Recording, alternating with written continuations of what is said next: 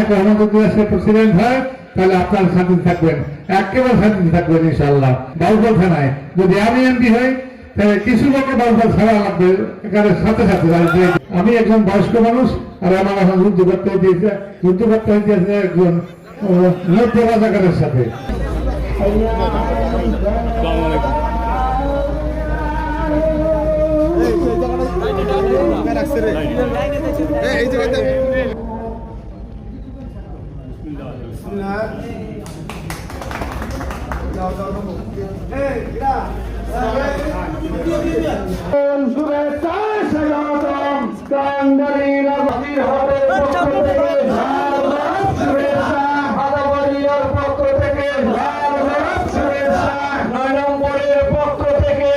BNP একটা বড় দল বাংলাদেশের, এবং আমি একজন মুক্তিযোদ্ধা।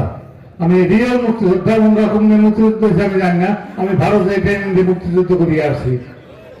আমি বাংলাদেশের মুক্তিযোদ্ধা না, যে ঘরে টাকা চুরি করিয়া ডাকাতি করিয়া মুক্তিযুদ্ধ হয়েছি, সেই মুক্তিযোদ্ধা না। আমি একজন মুক্তিযোদ্ধা। আমার এখন প্রতিদ্বন্দ্বিতা একজন রাজাকার। একজন মুক্তিযোদ্ধা একজন রাজাকারের সাথে পাল্লাতে হয়, এটা কোন আইনে আছে? এই রাজাকাররা 1971 সালে বাংলাদেশকে রাজাকাররা ছিল আর্মি পাকিস্তানের পক্ষে, তারা ছিল পাকিস্তানের বিপক্ষে।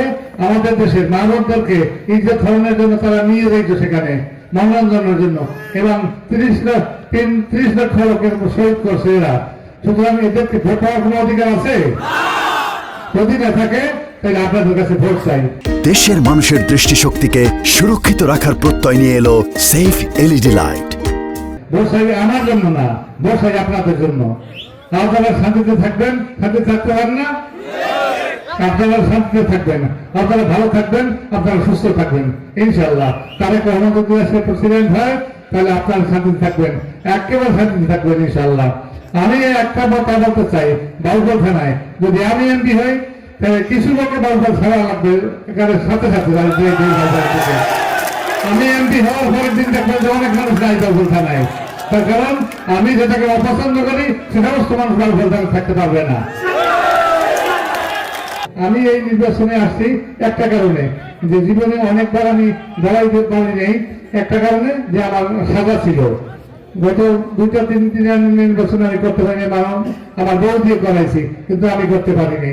সুতরাং এই বছর আমি সব কেস থেকে মুক্তি পেয়েছি অল্প কয়েকদিন আগে, তো সুতরাং আমি এবার করতে পারবো এই জন্য। কিন্তু আমার বয়স কম না, এখানে আমার বয়সের বেশি বয়স বোধহয় কেউ নাই। সুতরাং আমি আপনাদেরকে বলতে চাই, আমি একজন বয়স্ক মানুষ আর আমার এখন যুদ্ধ করতে হইতেছে একজন মধ্য রাজাকারের সাথে। যারা আমার মামাদের ইজ্জত বাঁচে, যারা আমার মায়ের ইজ্জত বাঁচে, যারা আমার বোনের ইজ্জত বাঁচে। এই আওয়ামী লীগ আমলে আমরা বিদ্রোহ ঘোষণা করছি, তখন আমরা 1973 সালে আমি এই 7 বছর পড়াইছিলাম। 1973 সালে 7 বছর পড়াইছিলাম।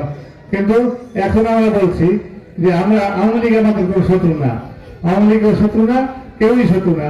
যারা এদেশে ভালো মানুষ থাকবে তারা সে দেশ জয় করুক, তারা আমাদের বন্ধু, আমাদের ভাই, আমরা তাদেরকে গ্রহণ করবো। আর যারা শত্রু, যারা খারাপ করবে তারা ইনশাল্লাহ ব্যস্ত হবে, এইটাই ফাইনাল কথা। সুতরাং আপনাদেরকে আর সময় নেব না। আপনারা কি ধানের শীষে ভোট দেবেন সবাই? আমি একটা স্লোগান দেবো।